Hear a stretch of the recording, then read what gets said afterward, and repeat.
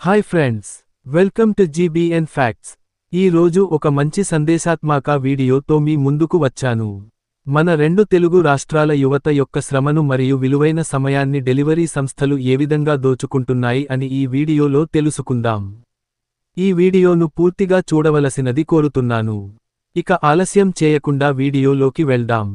Amazon, Flipkart, Zomato, Swiggy, Blinkit, Zepto, Rapido, Ola, Uber అనే ప్రముఖ corporate కంపెనీలు డెలివరీ సేవలను అందిస్తున్నాయి.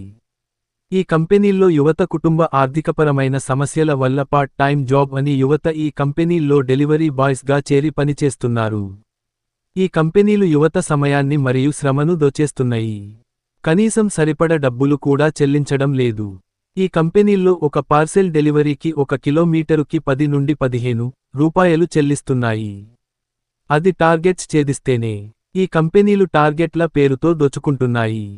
టార్గెట్స్ ఛేదించకపోతే కనీస రోజు కూలీకి వచ్చిన డబ్బు కూడా రాదు. మళ్లీ బైకు మనదే, పెట్రోలు మనదే. ఈ రోజు పెట్రోలు రేటు 110కి దగ్గరగా ఉంది. రోజులో 15 నుండి 20 గంటలు పని చేయాలి. 15 నుండి 20 గంటలు పనిచేయడం వల్ల యువత నైపుణ్యాలను కోల్పోవడం జరుగుతుంది. మానసిక ఒత్తిడికి గురి కావడం జరుగుతుంది.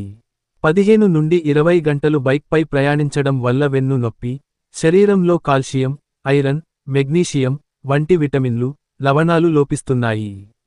ఈ కారణం వల్ల నరాల బలహీనతకు గురి కావడం జరుగుతుంది. వారి కుటుంబ ఆర్థికపరమైన సమస్యలతో డెలివరీ బాయ్స్గా పనిచేస్తున్న యువతకి ఈ కంపెనీలు కనీస వేతనం చెల్లించకుండా అన్యాయం చేస్తున్నాయి మరియు ఈ కంపెనీల వలలో చిక్కుకుంటున్నారు. ఈ కంపెనీలు వేలాది కోట్ల రూపాయల ఆదాయాన్ని ఆర్జిస్తున్నాయి. ఈ కంపెనీలకు మన ప్రభుత్వాలు ప్రత్యేక పన్ను రాయితీలు కూడా కల్పిస్తున్నాయి.